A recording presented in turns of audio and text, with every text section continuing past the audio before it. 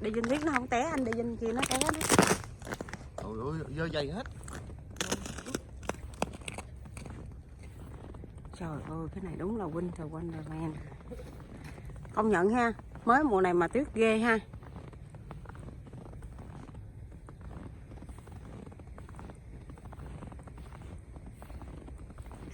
Chút cho Ê định ra chơi không?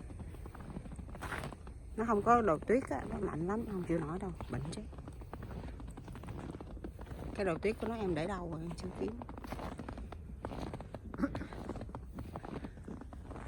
Oh my god, look at that.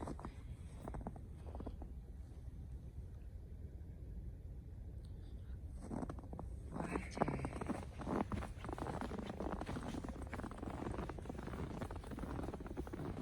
Đó. Hôm nay trời tuyết nó kinh khủng vậy đó.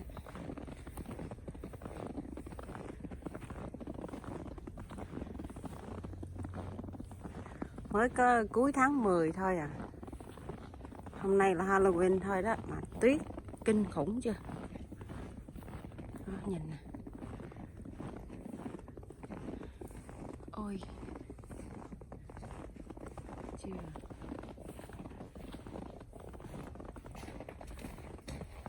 Tất cả mọi thứ